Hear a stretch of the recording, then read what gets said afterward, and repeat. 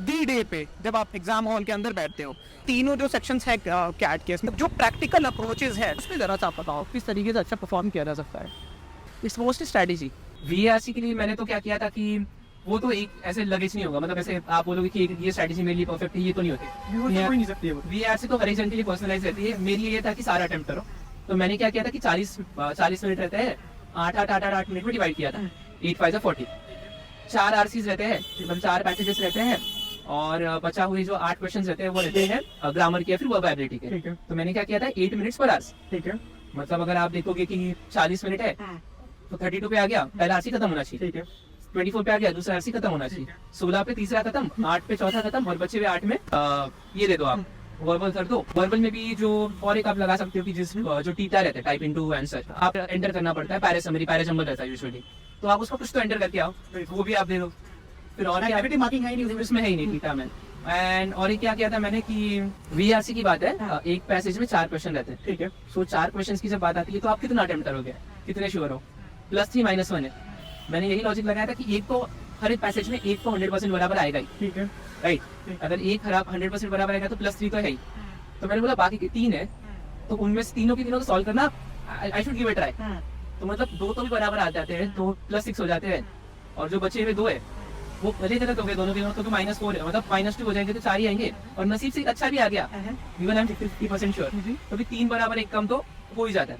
Worst case scenario आपको पता है कि 1 बराबर आने वाला है और बचे हुए 3 भी गलत आ गए, then also you are in 0।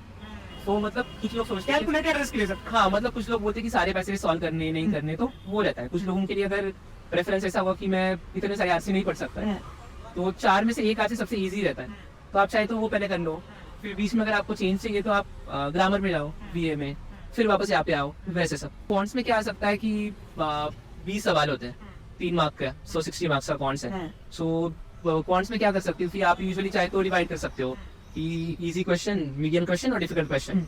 सो बहुत अच्छे अलग अलग स्ट्रैटेजी ट्राई करते हैं।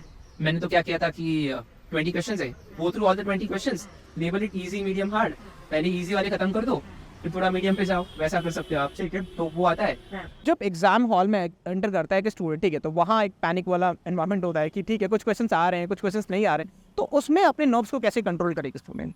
अभी कुछ क्वेश्चंस आ रहे हैं, कुछ नहीं आ रहे हैं, तो इस थॉट में आई वुड से कि जो नहीं आ रहे हैं, I mean you should know the strategy कि कौन सा छोड़ना है, राइट। तो अगर आप छोड़ पा रहे हो सही से तो इजी क्वेश्चंस आपको मिल जाएंगे, बिकॉज सेम वेटेज है, ये भी 3 मार्क्स, वो भी 3 मार्क्स है, सो आपको उसमें कोई इशू नहीं आएगा। आप छोड़ो, बिंदास छोड़ो, ठीक है, that is I would say. And जो आ रहे हैं वो अच्छे से 100% एक्यूरेसी के साथ अटेम्प्ट करो, ठीक है, and you will be fine.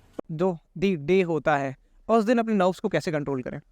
मैं बहुत क्रिटिकल चीज़ बताऊंगा जिससे मेरा थोड़ा काफ़ी मतलब एक्सपीरियंस हुआ कैट के साथ, इसकी वजह से परसेंटाइल भी थोड़ी मेरी ड्रॉप हुई। वो होता है कि आप जब वहाँ पहुँच गए आप सारी चीज़ों को ब्लॉक कर दो कि दूसरा बंदा क्या कर रहा है, आपका कुछ अगर ख़राब चल रहा है तो मतलब आप ज़्यादा उस चीज़ को पुश ना करो। तो मेरे साथ क्या हुआ था, मेरा माउस नहीं चल रहा था, ठीक है, मैंने इन्वेस्टिगेटर को बोला मेरा माउस नहीं चल रहा, आप प्लीज़ हेल्प करिए।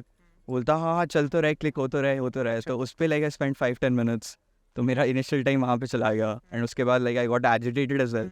तो आपको यही करना है कि हो सकता है उस दिन आपके साथ कुछ भी हो सकता है, आपको बस अपना टेम्पर कंट्रोल करके रखना, अपना टेम्परामेंट कंट्रोल करके रखना है।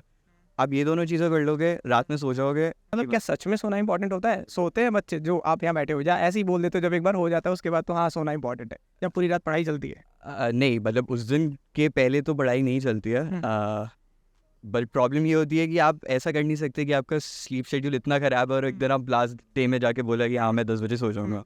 तो आपको करना क्या पड़ता है कि आप 1 हफ्ते पहले से अपना स्लीप शेड्यूल बनाओ। एक और चीज़ कहते हैं कि आपका जब एक्चुअल एग्ज़ाम है उसी टाइम आप मॉक्स भी दो, तो इससे आपका मतलब ब्रेन एक तरीके से एक्टिव हो जाता है, आप किसी भी चीज़ से नर्वस नहीं होते हैं।